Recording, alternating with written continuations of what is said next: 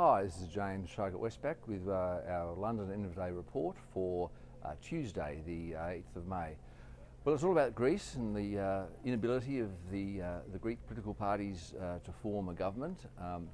The pro-austerity international bailout parties have basically given up, and currently one of the anti-austerity parties is trying to form a government. They campaigned on the basis of ripping up the terms of the bailout, reversing a lot of the austerity measures, rehiring a lot of public servants and so on. We also understand that there are plans being put together already for a possible second election on June the 17th, if no government is formed in the meantime. But it's all looking pretty precarious, and investors have taken the view that there's a chance that, well, a very big chance that Greece will soon be defaulting on its debt obligations and possibly even exiting the euro. So that's the main story that's hit markets today, with steep losses everywhere. I mean, there were some other news items I should run through quickly. I mean, in the US, small business optimism unexpectedly picked up in April. Having dipped in March, it's actually at a 14-month high, although the first measure of consumer sentiment for May from IBD TIPP fell slightly, but still close to the, well, actually in the middle of its range for the year so far. We had German industrial production, which was also solid, up almost 3% in March. A big chunk of that was construction, but manufacturing also posted a decent gain. In fact, it's been up for 3 months running now. That figure actually, and along with an upward revision to February, means that there's a fairly decent chance that Germany might avoid contraction in the first quarter. We get first quarter GDP figures next week. You'll recall that the fourth quarter figures show Germany contracting a little bit. So if Germany doesn't contract in the first quarter of this year, then they've avoided the technical definition of recession. In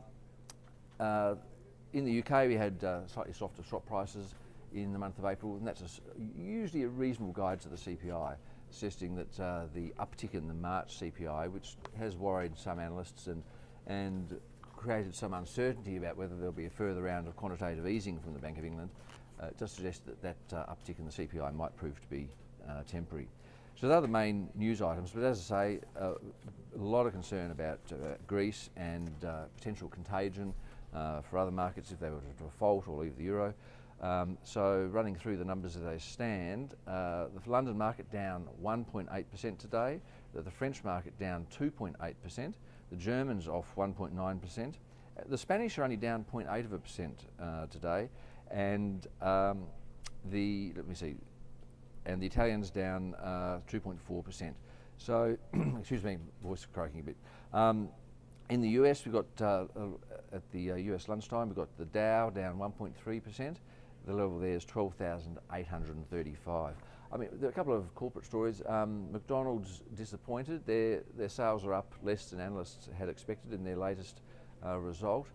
Just heard that Ford are going to only have a 1-week summer shutdown rather than the usual 2 weeks. Traditionally, when new models are introduced in around September, October, they have to be tooled up for the minor tweaks to the shape of the grille, etc., during the summer shutdown. Now, they're only going to do it for 1 week this year, which is an indication that Ford thinks that they've got a lot of orders coming through, that there's still very decent demand for their products. So that's one positive story out of the US.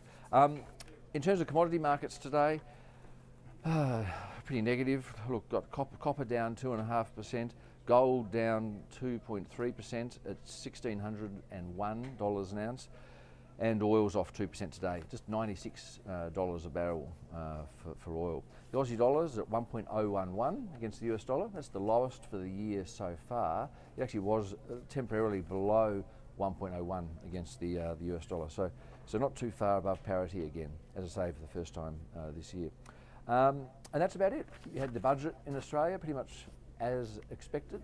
There's no data to watch for in Australia tomorrow. The Kiwis have got their financial stability review, and that's it for today. Back tomorrow.